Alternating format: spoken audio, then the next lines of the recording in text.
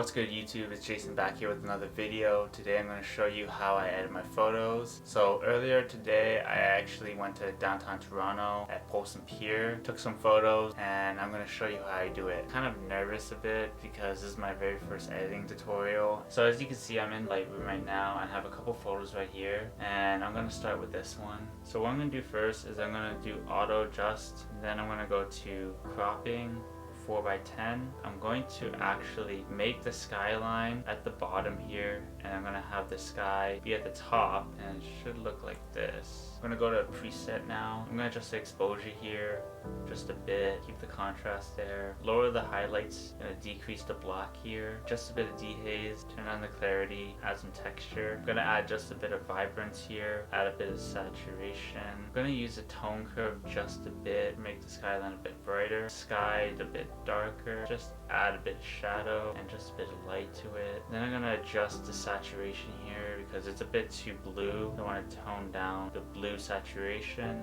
add a bit of luminance, make it a bit darker, do a lens correction, should be the first thing you do. I'm going to add a graduated filter, add a bit of contrast. I'm going to add just a bit of temperature to make it cooler. I kind of want to leave it as is. I just like to keep my photos a bit simple. So with this photo, it was taken around 5 o'clock. It was just before sunset during golden hour, and you notice a difference with the clear skies now, the yellow and the blue tones to it, and then you also see the warm and the cool temperatures. Just like the last photo, I'm going to auto straighten it. I'm going to go to lens correction, enable profile corrections, and remove chromatic aberration. I'm going to go 4:5 again. I'm going to make the skyline the main focal point and put it in the center. So what I'm going to do is I'm going to make the skyline the middle.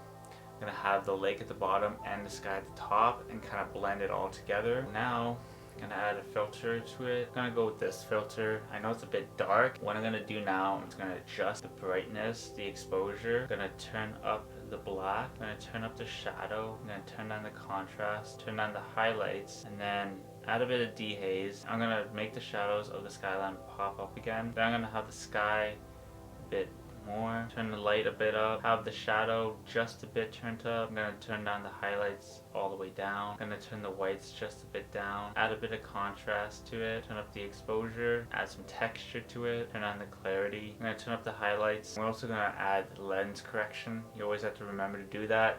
Sometimes I forget. Also with the detail, kind of just like to add 45 to detail. Radius, I like to add 1.5. So now with the saturations, add a bit more to the blue, add a bit more yellow, add a bit more orange, and I hope you enjoyed this. I know it's a bit of a short editing tutorial. I worked with what I got. I wanted to show you the difference of the skyline, temperatures, the different settings, the different mooding, and I just wanted to give you two different perspectives what the Toronto skyline would look like. These are the final shots. I hope you guys like them. Maybe in the future, if I do more of these editing tutorials and you guys like it, maybe I could edit some of your photos. Give it a like, comment down below what you liked about this video. If you want me to do some more of these tutorials, what you enjoyed about it. If you really like these photos, go check out my Instagram. Subscribe. Don't forget to hit the notification bell. Follow me on all socials, and I'll see you in the next one.